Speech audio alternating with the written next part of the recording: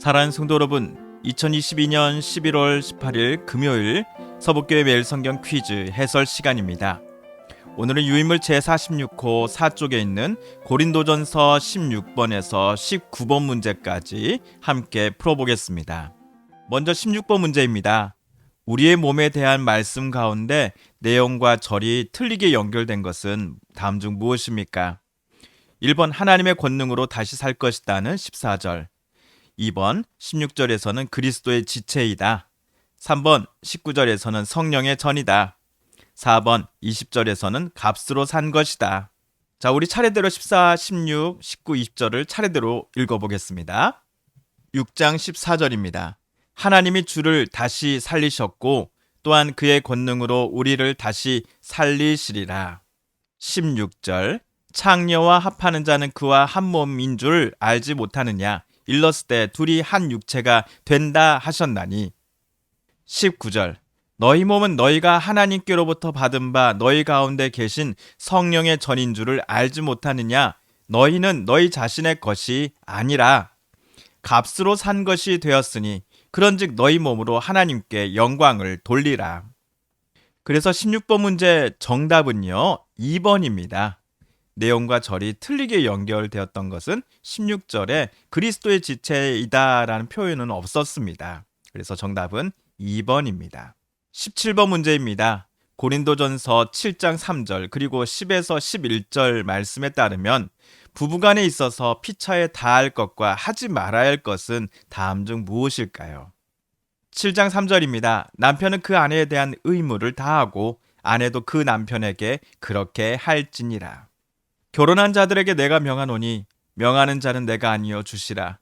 여자는 남편에게서 갈라서지 말고 만일 갈라섰으면 그대로 지내든지 다시 그 남편과 화합하든지 하라. 남편도 아내를 버리지 말라. 그래서 17번 문제 피차에 닿을 것은요 의무 그리고 하지 말아야 할 것은 이혼입니다.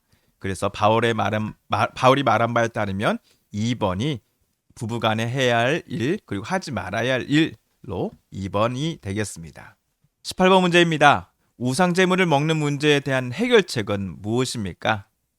1번 지식으로 가르침, 2번 인내로 변화시킴, 3번 사랑으로 실족하지 않게 함, 4번 자유함으로 담력을 얻게 함. 8장 1절입니다. 우상의 제물에 대하여는 우리가 다 지식이 있는 줄을 아나 지식은 교만하게 하며 사랑은 덕을 세우나니. 7절, 그러나 이 지식은 모든 사람에게 있는 것은 아니므로 어떤 이들은 지금까지 우상에 대한 습관이 있어 우상의 제물로 알고 먹는 고로 그들의 양심이 약하여지고 더러워지느니라. 음식은 우리를 하나님 앞에 내세우지 못하나니 우리가 먹지 않는다고 해서 더 못 사는 것도 아니고 먹는다고 해서 더 잘 사는 것도 아니니라. 그런즉 너희의 자유가 믿음이 약한 자들에게 걸려 넘어지게 하는 것이 되지 않도록 조심하라. 지식 있는 내가 우상의 집에 앉아 먹는 것을 누구든지 보면 그 믿음이 약한 자들의 양심이 담력을 얻어 우상의 제물을 먹게 되지 않겠느냐. 그러면 내 지식으로 그 믿음이 약한 자가 멸망하나니 그는 그리스도께서 위하여 죽으신 형제라. 이같이 너희가 형제에게 죄를 지어 그 약한 양심을 상하게 하는 것이 곧 그리스도에게 죄를 짓는 것이니라. 그러므로 만일 음식이 내 형제를 실족하게 한다면 나는 영원히 고기를 먹지 아니하여 내 형제를 실족하지 않게 하리라. 그래서 18번 문제 우상제물을 먹는 문제에 대한 해결책은 무엇이었습니까? 3번 사랑으로 실족하지 않게 하라 라는 것이 바울의 해결책이었지요. 정답은 3번입니다. 오늘 마지막 19번 문제입니다. 바울이 사도들이 마땅히 누릴 수 있는 권리도 포기한 까닭은 다음 중 무엇이었습니까? 1번 욕을 먹지 않으려고, 2번 전문성이 있었으므로, 3번 하나님의 영광을 위해, 4번 복음의 장애가 없게 하려고. 먼저 9장 4절에서 11절까지는 사도로서의 권리가 무엇이었나 하는 것입니다. 4절, 우리가 먹고 마실 권리가 없겠느냐? 우리가 다른 사도들과 주의 형제들과 게바와 같이 믿음에 참여된 아내를 데리고 다닐 권리가 없었겠느냐? 어찌 나와 바나바만 일하지 아니할 권리가 없겠느냐? 누가 자기 비용으로 군 복무를 하겠느냐? 누가 포도를 심고 그 열매를 먹지 않겠느냐? 누가 양떼를 기르고 그 양떼의 젖을 먹지 않겠느냐?